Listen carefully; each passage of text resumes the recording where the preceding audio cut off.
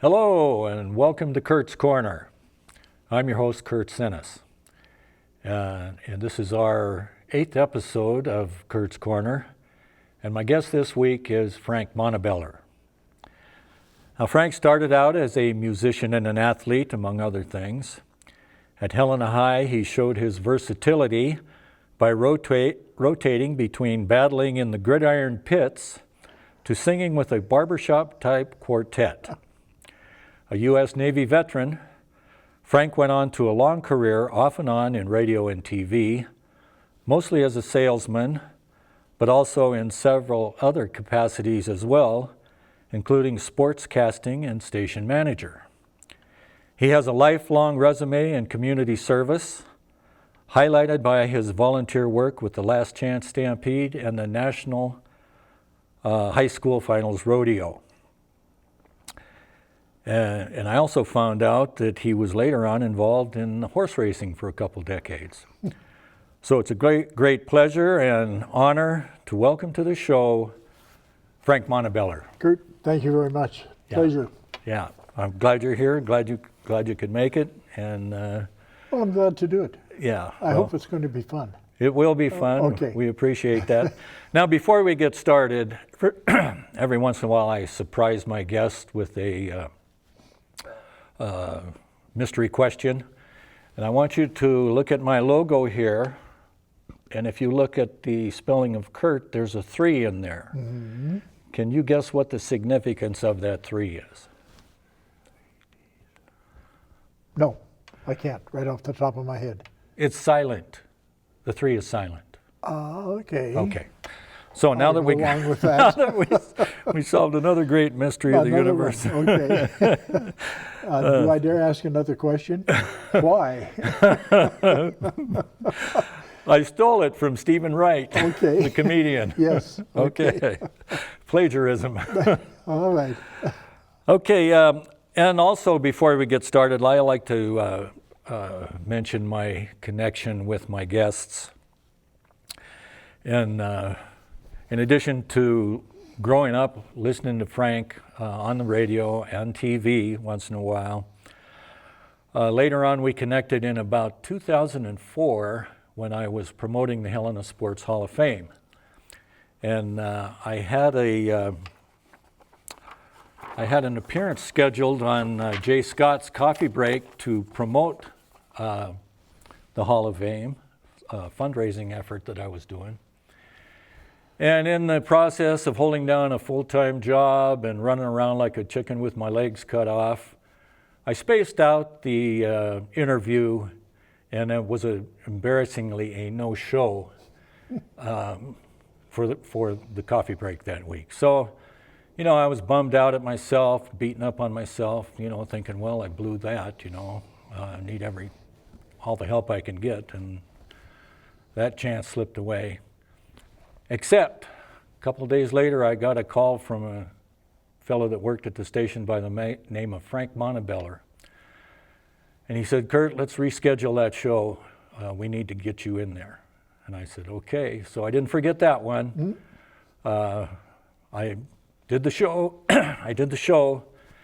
And it was called the fundraiser Sitting for the Hall at Carroll College. And in 2 days, I raised $17,000 to help pay for our display down at the carousel. So thanks again, Frank, for your help with that. Hey, we tried to please. It was a good cause. Yeah. And we wanted to promote it as best we could, and I was glad you were able to come back and do it and make that much money with it. Right. Well, thanks again for helping save my bacon. All right, so let's just start out with a little background, Frank. Tell us about your parents, your family. I was born and raised, born on a ranch just outside of town.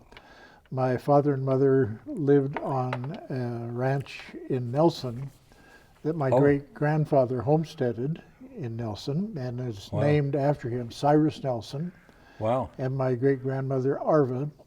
And if you drive out there today, just as you come off the slight hill, cross Beaver Creek, and if you look off to the left-hand side, there's the ranch site and in that site is a Forest Service sign, Ah, and it talks about my great-grandmother and grandfather settling it, I think, back in the 1880s. wow. And my dad worked on the ranch at the time, and I was born there. Uh-huh. Then we moved over to York. A few years later, my father worked in the Golden Messenger mine Oh, at York for a while. okay. Then he got another job with Cur3t's Engineering, or excuse me, the smelter in East Helena. We moved to East Helena for a while. Okay. Then he got another job during the World War II with Cur3t's Engineering, and we moved into Helena. Okay. And since that time, I've been in Helena. So you know, Right. that was my beginning of Helena. Right. And Okay. some of my background, yes. Right. Now your mom, her name was, you're Frank Jr., your mom was Josephine? Josephine Williams was her maiden name, but Josephine Montibeller, yes. Okay. And she was a softball player and a good bowler, correct? She was known for her pitching. Let's put it that way. Yes, Yeah. she did bowl, Yeah. but she was a really, really good softball pitcher in those days. And that was fast pitch, Women's fast girl- pitch, yeah. yeah. Right. It was big. I think, as I recall, they may have been state champions at some point in time and gone off to a regional tournament someplace. I was pretty small. I wasn't in school yet when that was going on, but I remember sitting on a bench watching my mother and my aunt, who was Margaret Williams, Babe was her name. She was a catcher and caught for my mother. The battery, we're the sisters. Williams battery. Yeah, and then there was a gal by the name of Goldie Shell who played Ed Wardell's mother. I don't know if you remember Ed. He was realtor and a fireman here in town. Yes, I do. Yeah. And I think in 1942, that team, the Helena Merchants, Elaine Phillips was on that team, and they went to nationals in Detroit. Was it? They went out in 4 cars, and they slept on church lawns and stuff like that. I know there was quite a history to it. You know, Yeah. I was pretty young then. I don't remember a lot of it. You know, 42, you would have been 7, 8. Let's see. I was born in '37, so that would have made me 5 years old. You'd have been 5. You might have been the bat boy. No, I wasn't. The bats were bigger than I. Oh, okay. Yeah. And your dad, I found out, was an umpire, baseball umpire. He was an umpire for a while. For youth sports. He also played a little bit of baseball in the leagues around here back in the 40s. I think he played for the Smelterites 1 year or 2 years. I'm not sure which. Yeah, the men's city baseball was big too. And usually umpires have been our former players. Right. So. Right. So when I found that out, a question came to mind. Did that have? I'm sure you watched. You went along. You tagged along for some of his games that he worked. Or do you remember? I don't remember a lot of that, Kurt. Okay. You know, my memory is pretty short. I don't. I disagree. I've been around a lot of years. Yeah. Well, it was only 80 years ago. So. 80. And I've been alive for 86 of those, but I don't remember a lot of that. You know. Okay. Well, but I'm not surprised. What I was leading up to was, would that have, as a player, as an athlete, would that have an effect on you when it came to disagreeing with an official's call, coming from that lineage that your dad was an official? I don't know if I would be disagreeing or questioning would be maybe a better word. Yeah, there's nothing wrong with, I know I was always taught when I was playing, I played C League baseball, which was would have been nowadays Babe Ruth baseball. Right. And then I played B League baseball after C, which would be considered the upper level of Babe Ruth, and then graduated to Legion. So we were always taught by our coaches not to question. The umpires were the law at that time. The umpires rule. Were right. Yes. Respect for your elders. You had to respect them. Exactly. Okay. Went through the archives of the Independent Record, and I found your name scattered throughout there for decades. Yeah, I hope it And wasn't on a blotter someplace. It was not a blotter, Okay. no. In fact, in 1950, you were, a picture of the Helena School Summer Band. And you played the bass fiddle for Central School, and you were in that photo. So, Yes. hence, and then I learned more later on that you were actually quite a musician. 1950, you played basketball for the 3R heavyweight Central Bobcats. And some names on that team: Don Rosenkrantz, Ken Bailey. I think he played for the Bengals later on. Ken Bailey played for Bailey. the Bengals in 1955. Yeah. So were you guys the same age? Yes. Well, obviously. Yes. Jack Anderson, Charles Dalton, Gary Feldbaum, another Bengal hoop Gary and I star. were very close friends for years. And I see your name together and some other stuff later on too. So Jack Weiser, Eddie Cameron, and the coach was Harris? Doyle Harris. Doyle Harris. 8th grade teacher at Central School. Okay.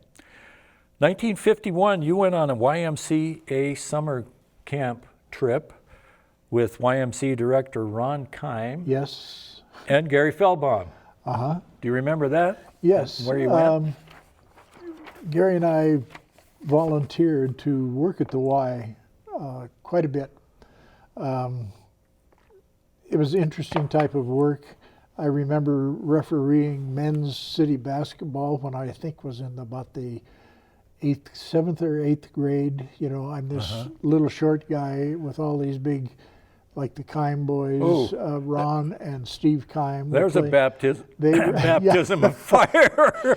But they were good about it. You know, they kind of listened to me. But yes, Kind of.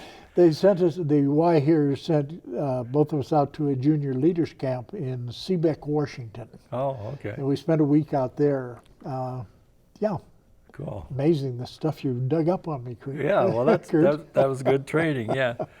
Okay, 1953. Now I've got you in B League baseball, Right. playing for the JCs. JC's. In a season loss to the Kiwanis, there was a quote in the paper: Frank Butch Montibeller hit the first pitch to him far into left field for a homer, unquote. Found you blasted another homer in the win over UCT. What did UCT stand for? Do you remember? United Commercial Travelers. Okay.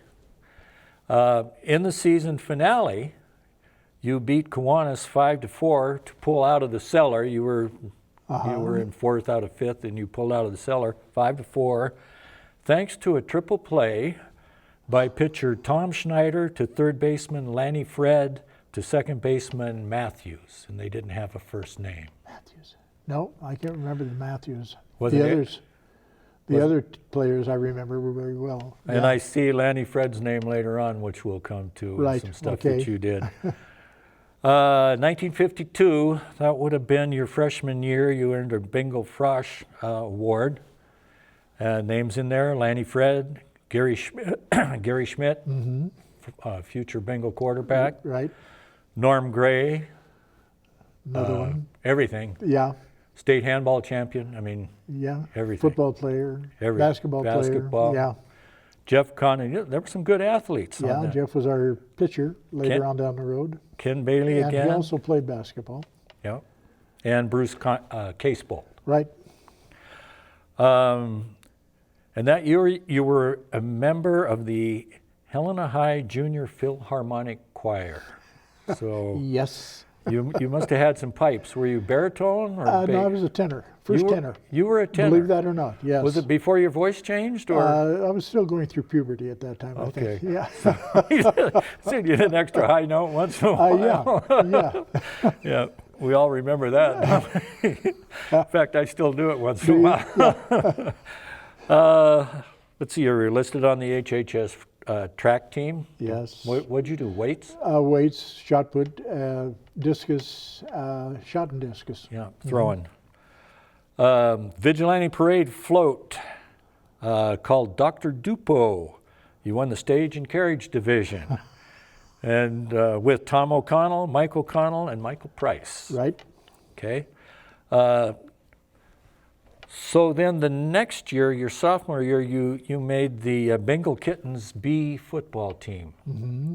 Bernard McGinley, the coach? Right, Bernie, Mr. McGinley was the Yeah, coach. Mr. McGinley. Yes. Yeah. Heavy on the mister. Yes. You were also a singer in the JC production of School Days at the Civic Center. There's a photo in the paper for that.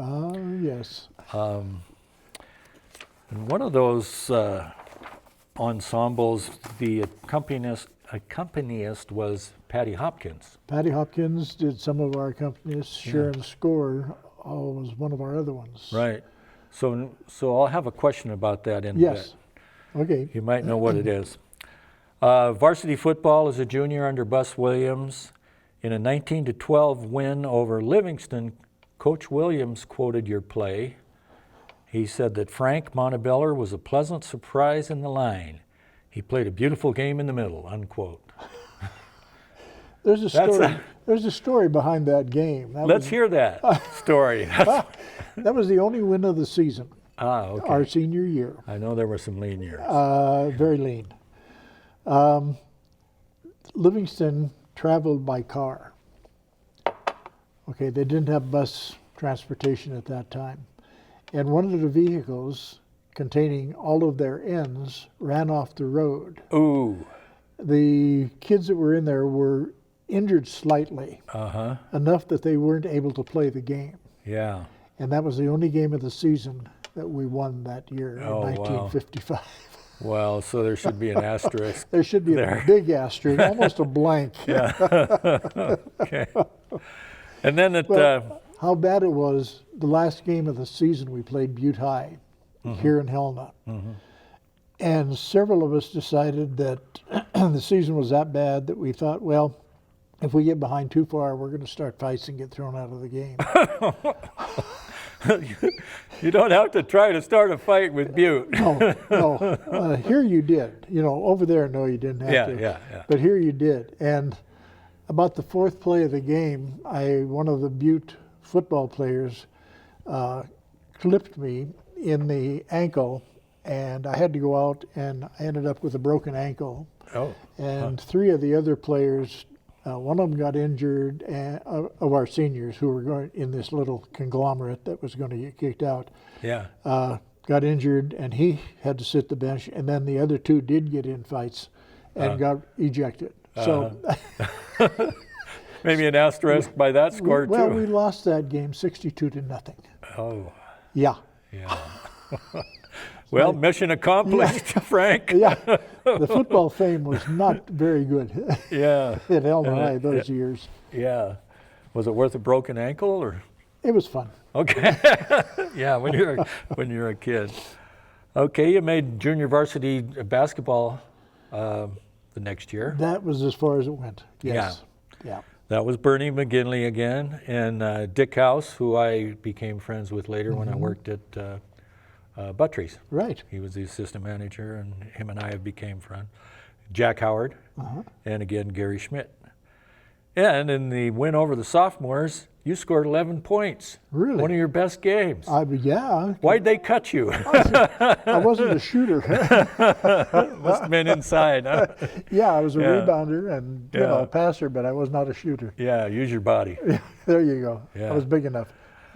Okay, 1954 January, at a thing called Club Stag Night, staged by 100 boys and their fathers.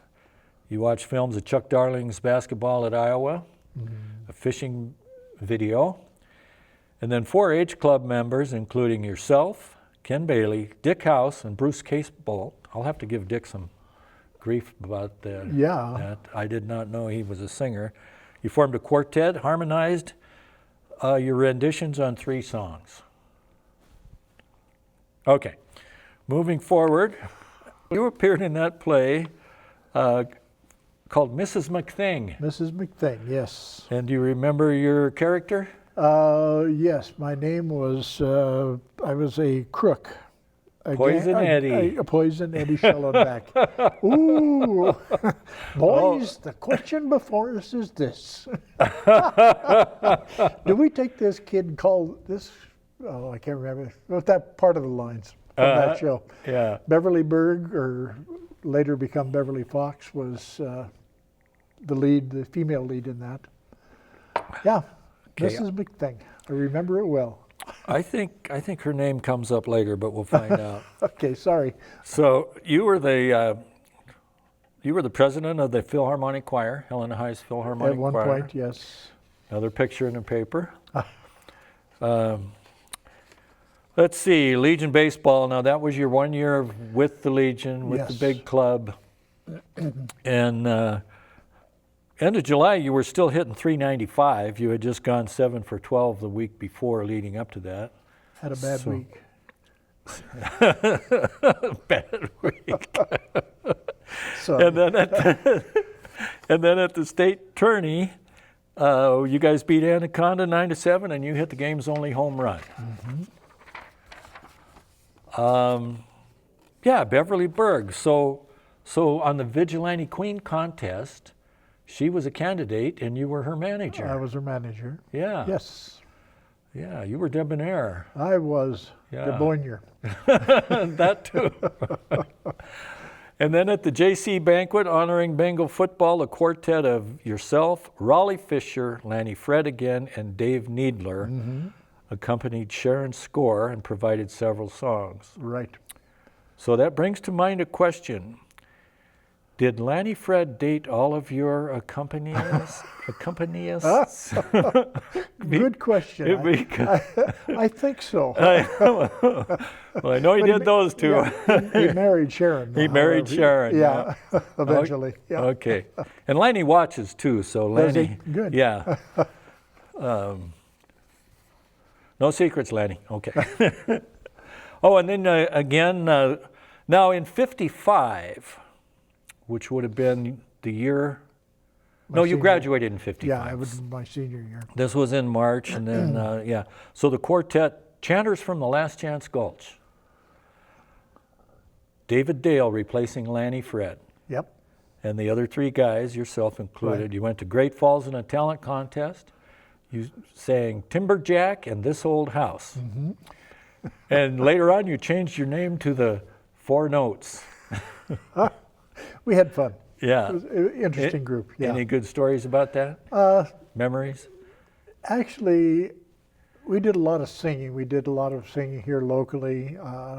We did service club singing. We did singing for the some school functions as well. Yeah. We did go to Great Falls and appeared on TV. I think Great Falls was the only TV channel in the state at that time, unless Billings might have had one. We didn't know about it.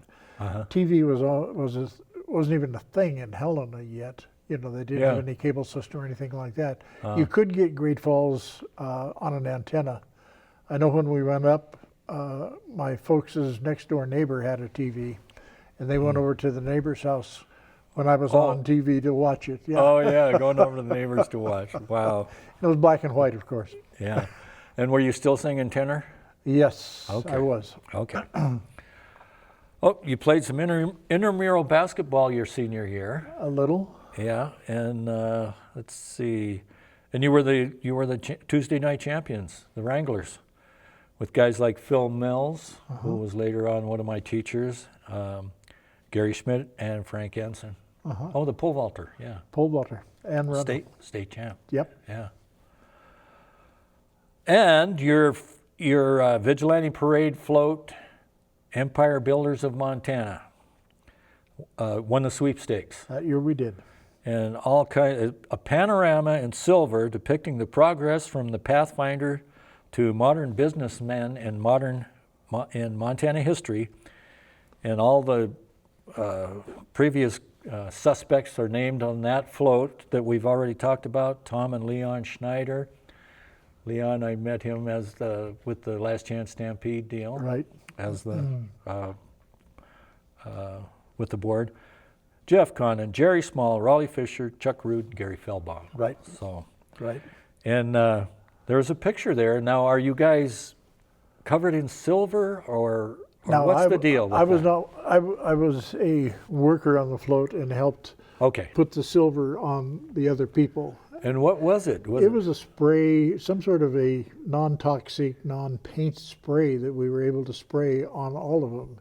It was one of the first times that silver or gold or anything like that was used in the parade. Uh-huh. But it was very outstanding, and Yeah, it must have been. yeah, I mean, and we won, like you said, we won the sweepstake with Yeah. it that year. But Wow. there was only, I think there was only four people that started out with the trappers or the explorers and the trappers and the whatever agriculture, and then the business people of the state of Montana, the development of Montana. Yeah. Yeah, Wow. was depicted. I Yeah. bet that really shined. It did. It did. Yeah. Had to wear glasses to watch it. Okay. All right, now it's time for a sponsorship break, if you don't mind, folks.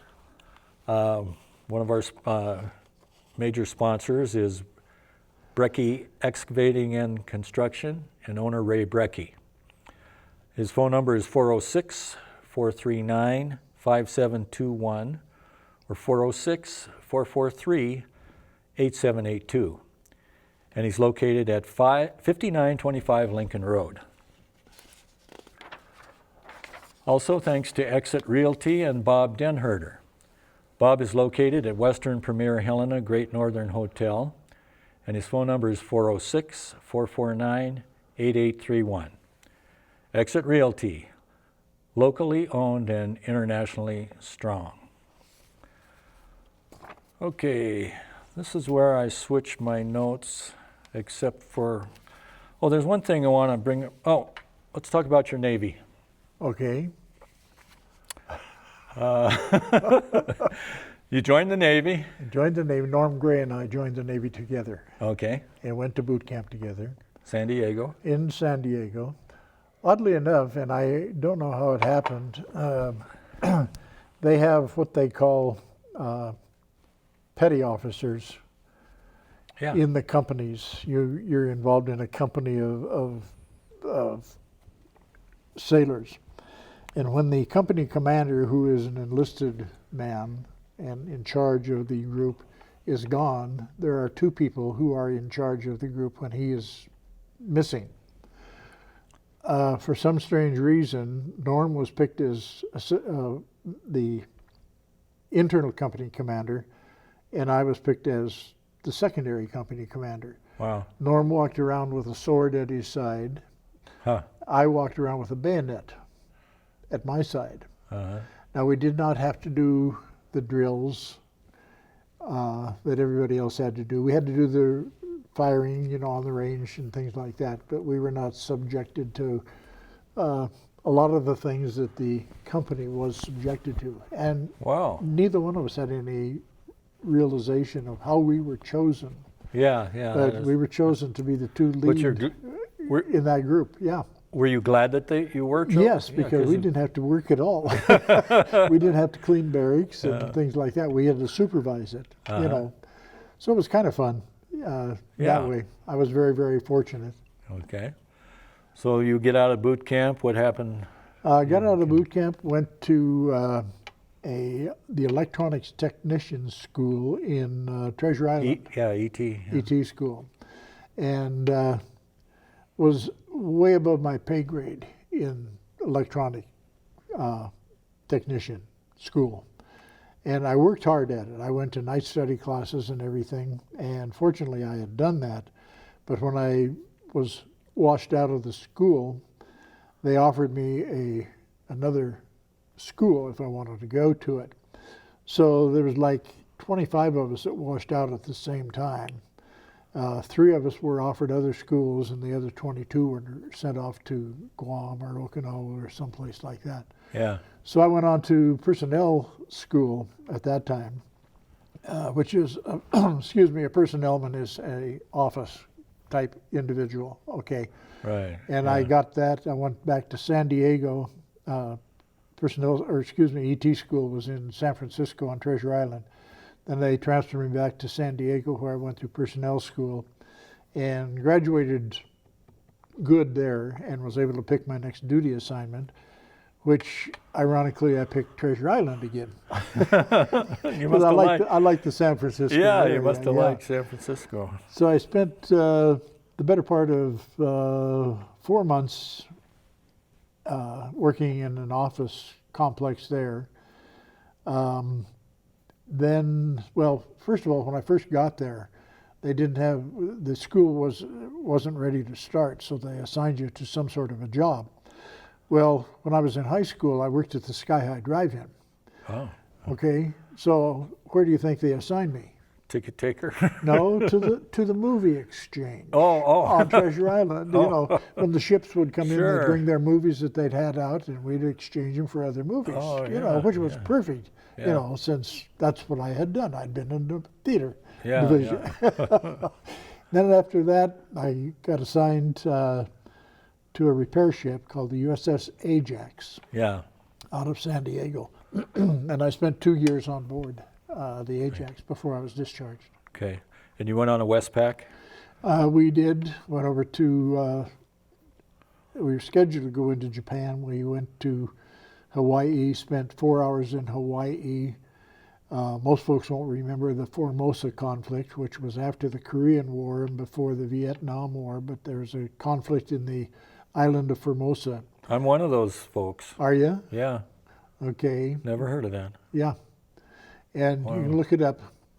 It wasn't a big deal, but we were on a repair ship, and they sent us to Guam for a while and then Okinawa for a while. And then we worked on the destroyers and the destroyer escorts who were running patrol duty in the Straits of Formosa. Huh. And so spent a little bit of time there, and then finally moved into Japan for a few months. Yeah. Okay. And we had one tour of duty in Japan is all that I was on board the ship. Yeah. Okay. So when were you discharged? In August of 1959. Okay. Boy, you're asking That's a good memory. Yeah. You come back home. Yes, You get married in 1960, your Yes. first marriage. yes. Gal's name, your wife's name? Vera. Vera. And you had a daughter. Daughter, Lori Jo. And when was she born? She was born in 1960. 1960, okay. Tell me about your first job selling cars, J.C. Penney's, is that correct? I was, first job was with it was with the J.C. Penney company. Oh, J.C. Penney's, okay. Yeah. But you had sold cars. Well, there's a little transgression here. Yeah, go ahead. I quit the Penny company and spent a year and a half there. Was out of work for a while, and I sold cars for 2 weeks. Okay. Roy Sudengay had a car lot across from Capitol Ford on Prospect Avenue at that time, used car lot. And I sold cars for 2 weeks there. Then I got a job, father-in-law at that time owned the Quality Market. And he asked me to come in and be his assistant manager for a while. Okay. Then I met Doug Sutherland, who was manager and personality #1 on KBLL radio. Okay. And Doug shopped at the store, and I got to know him pretty well. We became good friends, and at that point I said, oh, I want to get into radio. Can I interrupt for a minute? No, but go ahead. This brings me to the 1961 when you were at the Quality Market. Sorry. And we talked about, and you told me the story about a contest that Seago Milk put on. Yes. And it was a singing musical contest. Right. It's called the Seago Milk Grand Ole Opry Contest. And the winner, Yeah. Walter Marshall, everybody Yeah. who's been around Helena for any length of time, knew or knows of or remembers Walter Marshall. He was one of the bigger, better promoters of anything and everything here in Helena. Yeah. And he was working for the television station at that time. And he approached us at the store and says, hey, we're putting on this Grand Ole Opry talent show. Seago Milk is sponsoring it. Would you like to host it here at the grocery store? We said, sure. So they came in and they built with cases of Seago Milk as a base and built a stage, and we hosted this contest in our store. Uh-huh. I can't recall who the winner was. Well, I You got know his that. name. I got his name right here. He was a junior at Helena High School. Okay. His name was Donald Hogue. And he Okay. played the guitar and he sang, and I Right. don't know what he sang. No, I don't either. But you were there. I was there. And who was one of the? There were several other contestants, of course. But who else was there that folks might remember? The runner-up in that contest was Charlie Pride. Right. The winner got a contract, was sent to Nashville, and had the opportunity for a recording contract. And I don't think Donald qualified. A few years later, Charlie qualified. qualified, yes. Big time. So Charlie gets second. He has to keep his job at the smelter. Right. He's playing baseball for the Smelterites. And Right. then the rest of it is history. It's history, exactly. And so I'm going to assume that you and I will refrain from our opinions on the selection of the judges of that contest. I will remain mum. Okay. All right. Okay? Well, Just like you. yeah. Okay. So, Doug Sutherland and is it KBLL? Yes. Okay. Finish that. Finish your start in the Well, radio business. Doug used to shop in the store, and his greatest love when he did shop was buying, we would have a special on Jif cornbread mix or cake mix. You probably bought Jif products, I don't know. And they would oftentimes be 10 for $1 or something like that. And Doug would come in and he'd buy all sorts of them. But we got to know each other pretty well. We went boating with he and his wife Ann at the time, and they had a son who was about the same age as my daughter at that time also. So it was a kind of a family thing. Yeah. And got to know him and really, really liked him. He turned out to be the best friend that I ever had in this world, Yeah. which is secondary. But anyway, every time a job came up at the radio station, I told Doug that I could do it. I had no idea what radio was. I listened to it and I liked Doug and I knew I would like to be in that business. And finally a sales job came up and I got the sales job with KBLL and working for Doug Sutherland. Okay. After I spent a couple of years in the grocery business. My father-in-law was getting ready to sell out.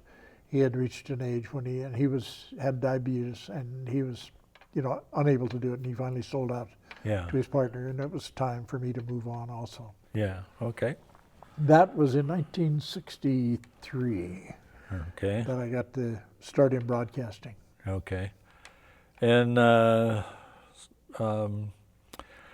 well, you had a weather and sports show, but I tell the story about how you got into broadcasting sports as a sportscaster. Well, the weather and sports show, we needed somebody, well, I was radio, but we had a very limited staff, and when people would leave, a lot of people you wouldn't get a return, so it would be up to some of the staff people to do things. Well, I had never done anything on radio or on TV, and a person left a big hole in the morning. Between 7 and 7:30 in the Today Show, there was a 2-minute weather, a 2-minute sportscast, and a 5-minute newscast between 7 and 7:30. There were network breaks, and it became a local break that we had to fill. So I started doing that, and I did that for several years when my daughter was quite young. She was in the 1st and 2nd grade at the time, and I did that. Well, then got kind of associated and got kind of interested in things, and had not done any sports on air at all, but new sports. And one time, Bud Iwan, who was our sportscaster, got ill, and we were doing a carol. We were supposed to broadcast a carol game down in Dillon. They were playing Western, and they said, "Frank, you have to go do this game and broadcast it." And I said, "I've never broadcast a game in my life." "That's okay, you know the game, and you know how to do it, you've been around it, and this and that and the other thing." Uh-huh. So that was my baptism of fire to get into sportscasting. Yeah. bad, was not good at all, but muddled through it. Okay. But And you, then- you did have a radio voice. You know, It was okay. Okay. yeah. You never like your own voice when you hear yourself, or I never did. But people, it was okay. Then after that, Bud, I forget where Bud went to work at the time. It might have been up at Carroll College or something. And since I had done a few sportscasts, they said, "Okay, Frank, we need you to do sports." And so I got into it reasonably heavy at that time. I sold advertising during the day, did some TV work at night because I was also a weatherman on TV, the 6 o'clock and 10 o'clock news. And then on the weekends, I got to do sports Yeah. for lack of something else to do. Yeah. And eventually was doing Yeah. football for Helena High and Carroll, then was doing basketball for Helena High and Carroll, Uh-huh. and was doing American Legion baseball Wow. for a few years. Yeah. So you had all the seasons covered. Pretty much, Yeah. yes. I lost a lot of my child's life because I was not around, Yeah. which was bad, and I Well- regret that to this day, but, Yeah. and it was a fun time of my life, but I do regret lots of it, Well, I was in that same boat as a sports writer. Mm-hmm. I was fortunate enough that it was later on, and my kids were pretty much raised by then. But my wife told me it was like being married to a bartender, Yeah, because games are at night. right, Yeah, and Yeah. then you come back and you got to, keep working. But, exactly, yeah. but And it you- was always on weekends. yeah, yeah. So you were involved, I remember, with the Class C tournaments, Yes. basketball tournaments for a Right. number of years. Used to And- go ahead, I'm sorry. So you were on one channel and Cato was on the other. Is that correct? Do I have that right or no? Yeah, and that, yes, Cato Butler was, the sportscaster in Helena, and the Yeah. famous sportscaster in Helena. Yeah. Cato the cat. Cato the cat. The cat's in the bag, and the bag And is the in the bag river. is in the river. Cato was an interesting cat, interesting person. But yes, Cato and I broadcast many of the same games at the same time. Uh-huh. I remember, and I think I related this story to you, after Carroll built their new facility, PE Center. Yeah. they had a nice big broadcast booth upstairs there. Uh-huh. And Cato and I would be doing the same game, and he would be at one end of the booth, and I was at the other end of the booth. And I'm hearing him and listening to myself and saying, okay, we kind of got different insights as to this game. And it was fun. Cato was an interesting man. I loved him to death, and I had the opportunity to work with him when I worked with Cherry Creek Broadcasting. He was Right. yeah. Right. He was. I think he was still up there when Yeah. we did the Hall of Fame Right. stuff. And, yeah. Right. Let's go to Last Chance Stampede. You got involved with the Last Chance Stampede for a couple decades. I did. It took me 2 years to get on the committee. Homer Phillips and Bill Carson were chair people at that time. Was it that competitive to get on? They had more people than they could use. Wow. Was the problem. They had no room for me. People for loved 2 it. years. Yeah, people people loved did. it. Yeah. And I Wanted to help. And wanted to help. And I finally got on, and I worked on the advertising and publicity committee for several years, and got involved that way. And then I got appointed to the fair board. And I served on the fair board for a few years, and then I was elected chairman of the fair board for a period of time. And then I did 4 years, I think, as chairman of the Stampede also. Yeah. And Lauren Davis. With then- Lauren Davis. Yeah. Yeah, Lauren Davis. replaced me when I left. Oh, okay. Yeah, Yeah. yeah. But I worked with Lauren over many, because he was on the committee Right. for many years also. The Right. parade committee, yeah. Yeah. Yeah. You remember working with my dad? To a degree, Yeah, yes. he was a parade marshal. Right, and- he was, Yeah. Yep. 1977. Yes. You were involved with a big event here. Tell the folks about that. 1977 was the National High School Rodeo Finals. Yeah. Roy Pace was the director of that. I was one of the directors. I had the advertising and publicity directorship on that. Uh-huh. And Don Hilger? Don Hilger was chairman. He and Roy were chair people. Don Hilger and Mike Ryan, Linda Ryan, and a whole bunch of people who served on the Last Chance Stampede. Bill Andreessen?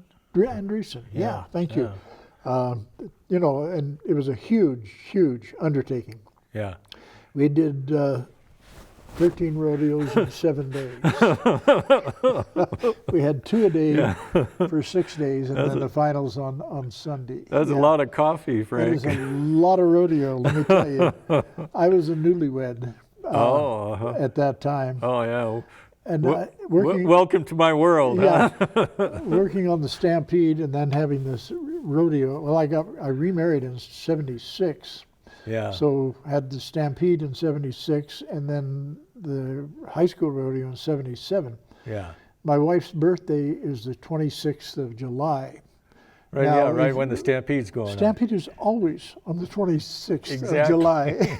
on. So she thought for the first 10 years of our marriage, you know, that was the only place we would celebrate. Her Yeah. birthday was out there. She got a steak sandwich every year. Oh. that was, yeah.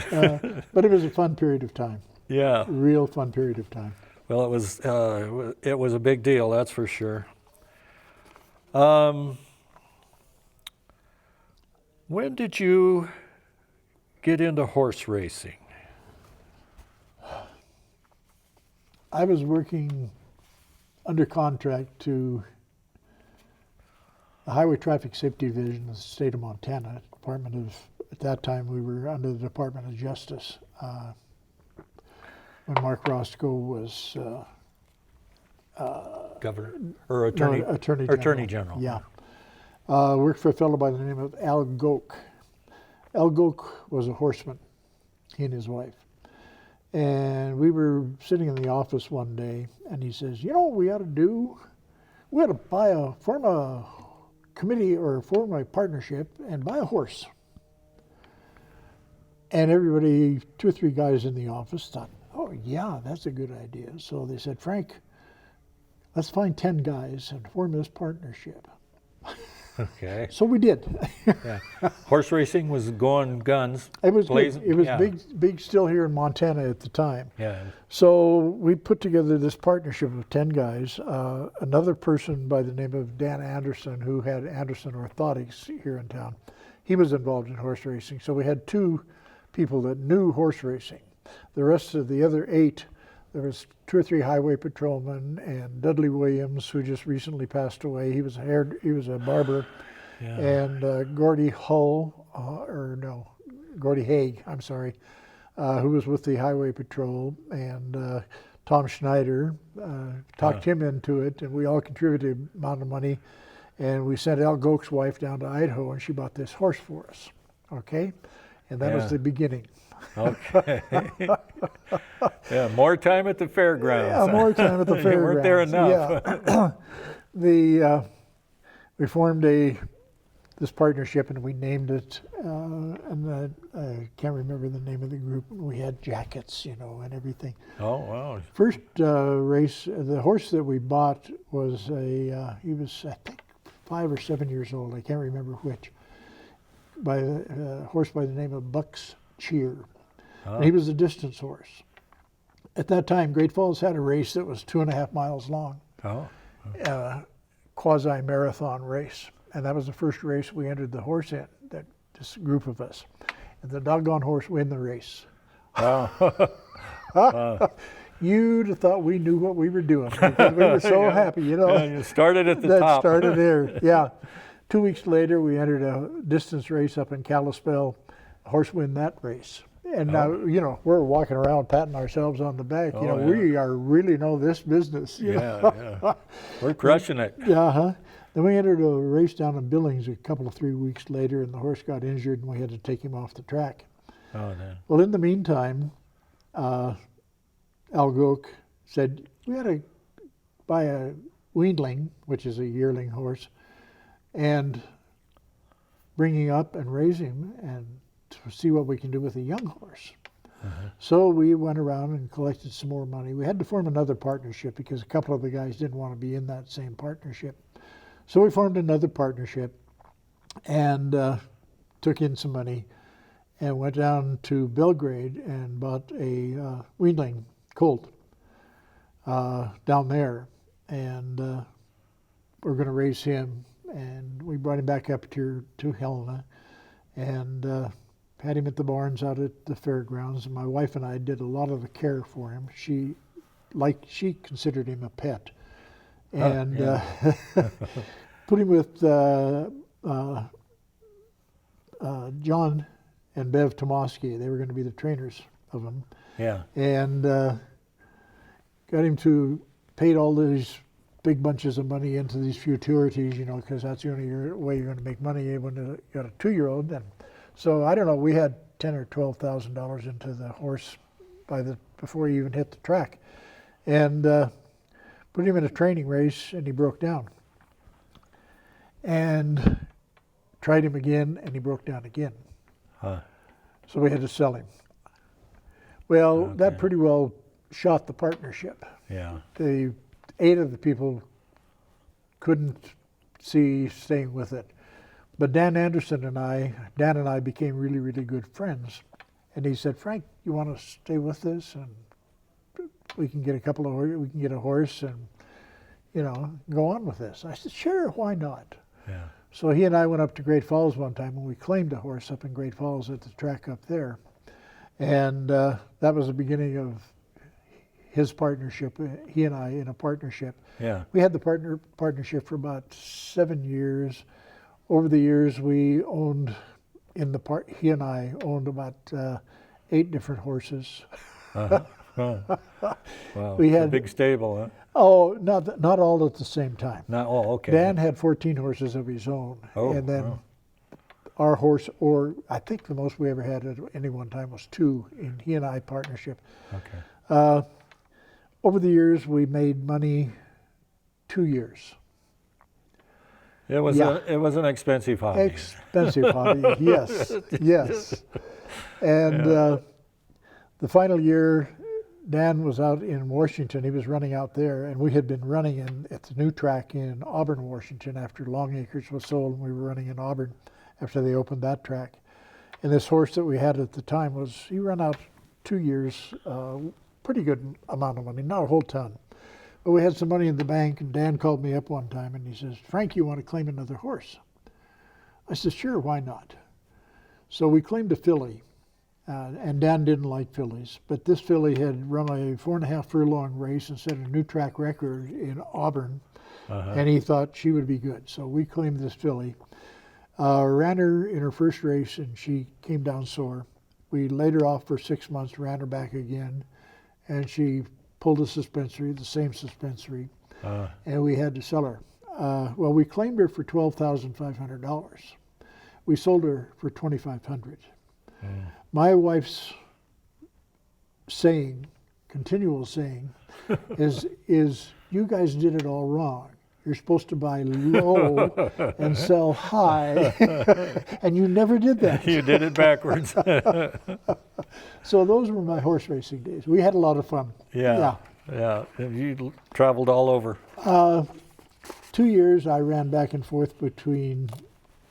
Well, when they closed, when they closed Long Acres, sold Long Acres to Boeing, they ran down in Yakima at the time, and I spent 2 years from mid-April to mid-September, about every 2 or every 3 weeks, traveling back and forth, watching a silly horse run. Wow. Yeah. A lot of windshield time. Too much, yes. Way too much. But Okay. oddly enough, if I would win a lottery, I would be interested in getting back into it. Yeah, it sounds like you were you really I liked loved it. it. Yeah. It was a lot of fun. Yeah. Well, that's what counts. Well, met some beautiful people. Yeah. Great people. Yeah. Yeah. Okay, sponsorship break. We'd like to thank Custom Woodcraft. Earl Fred and his daughter Karen operate a business doing intarsia woodworking, making of decorative pictures by laying pieces of various natural hardwoods into a groundwork of solid wood. Earl's number is 406-442-9115, and Karen Fred is at 406-438-7857. The shop is located at 1614 Grant Street. Also, another major contributor to the show is Commissioner Andy Hunthausen. Andy can be reached at andy@hunthausen.org or phone 406-461-2922. County Commissioner Andy Hunthausen. Valued leadership, trusted experience. Okay, back to work.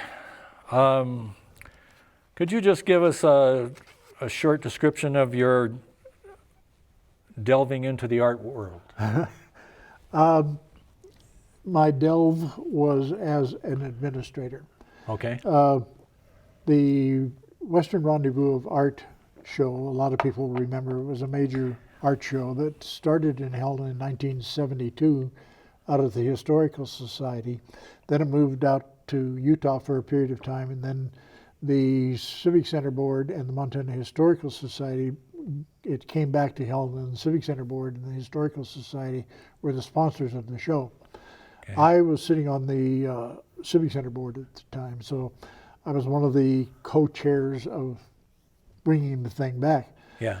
The first year it was here, I worked in and around it and got to know several of the artists. And at the end of the year, Bob Morgan approached me and asked if I would like to go to work for the group as their secretary-treasurer. So in 1998, I became secretary-treasurer of the Western Rendezvous of Art. Actually, it was the Northwest Rendezvous Group of Artists who put on the show, and that was the name of the show, the Western Rendezvous of Art. Okay. Next year, they said, Frank, we want you to be president. Here we go again, Frank. So they changed the bylaws so that the president could also be the secretary-treasurer. We had a vice president also who, was a title. So I became president, secretary-treasurer in 1998, I think it was, yeah, and ran that organization and had a lot of fun doing it. Again, met nice people. Yeah. We had our shows mostly in Helena, then we had some down in Sheridan, Wyoming for a while.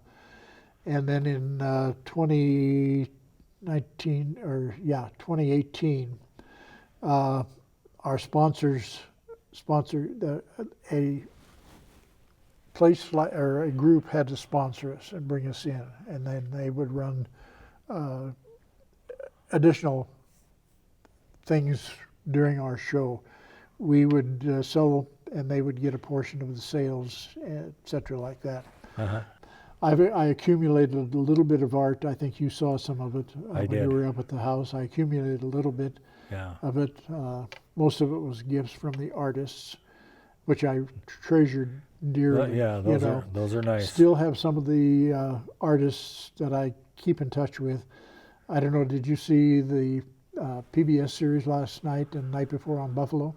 I did not, no. The Ken Burns, you got to watch it. Oh, yeah, Ken Burns. One of our artists, Real Goodnight, her grandparents were part of the people who restored and brought back the buffalo herds. Oh, wow. Were responsible for developing and redeveloping and raising herds of buffalo. Oh, and, cool. Interesting. Yeah, so it was very, very interesting to watch that show last night because he was mentioned many times in the show. Yeah, so, have a I had firsthand knowledge through her about that too. Yeah, you had. But some great people. Right. Great people, yeah. Okay, before we forget, Frank, we'd like you to... You're going to bring that up, aren't you? Yeah, we'd like Jeannie to zoom in on that, and I don't know which camera. It's coming from... Oh, here she comes. And then Frank is going to describe the occasion of that photo and who the gals are and when it was?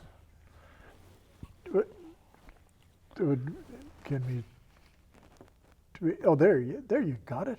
Okay. This was either 1999 or 2000 down in Las Vegas at the Las Vegas NASCAR track down there. Okay. My daughter-in-law, stepdaughter-in-law rather, worked for a major beer wine distributorship down there, and Coors Light was the sponsor of the number 40 race car that was driven by Sterling Marlin. Oh, As a okay. result of her being involved with the liquor company, we had a lot of perks when we were down there for that particular race. This picture was taken in a special display area where Sterling Marlin was signing autographs, and they had lunch and all sorts of fun things like that. These are the Coors Light twins who offered to let you get pictures taken with them. Sure, yeah. Now, we had taken our grandson down for the race. He was 7 at the time, and he loved the race. He has a picture with the Coors Light twins also. He got a photo too. Cool. His hands didn't go quite up as high as mine do, so. But it's a treasure. Yeah. Cool. But we went to the races down there for 2 years at the track. Just got kind of interested in NASCAR at that time. So Yeah. but it was interesting to do. Yeah. I got a brother that's hooked on that. So this is the portion of the show where I do my impression of Howard Cosell, and we get up close and personal. So tell me about your second marriage. Who'd you get married to, and how long you been together? Had a blind date, if you will, not blind date, an arranged date with this beautiful lady by the name of Barbara Brammer. Okay. She worked at the television station at the time. I was doing something else, I forget what job I might have had at that particular moment, and she was booking guests on a show called Peter Berry Show. And I was trying to book either myself or somebody else into the show, and met her over the phone. I had worked down at the TV station and knew a couple of the salespeople, Jeff Hull and Steve Rawls was his name. And my first wife had died the year before, and they said, and Barb was a divorcee, and they said, hey, we know this guy, think you'd like him and it would be a good deal. Why were they telling her those lies? I don't know.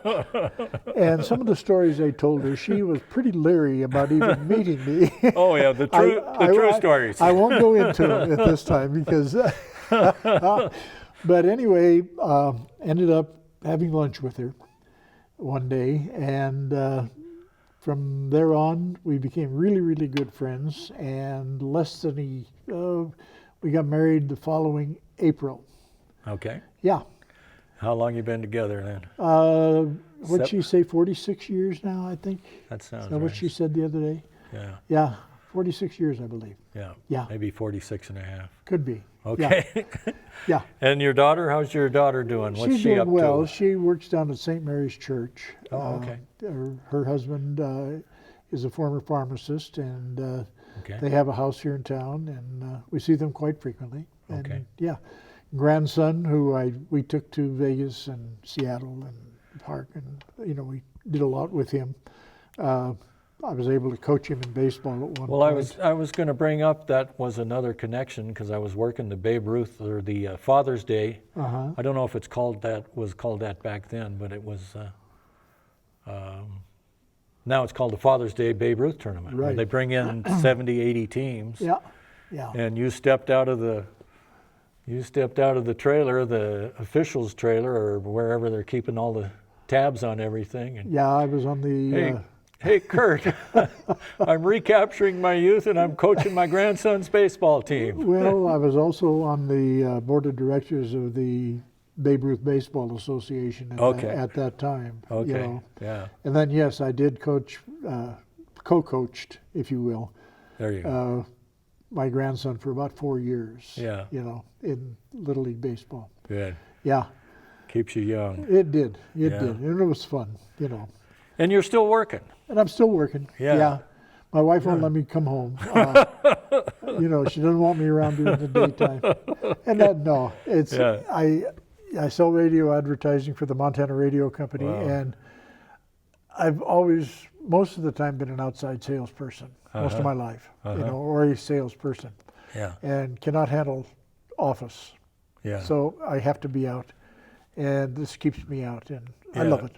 Keeps you active. One of these days I may retire. I'm not sure. Okay. I figure Well- I got 10 more years I can work. All right. Well, we'll keep track of that. Thank you. It's been a pleasure. Thanks for being our guest. It's been an honor. It's been fun, Kurt. Yeah. Thank you. Yeah. Okay, well, that's a wrap, folks.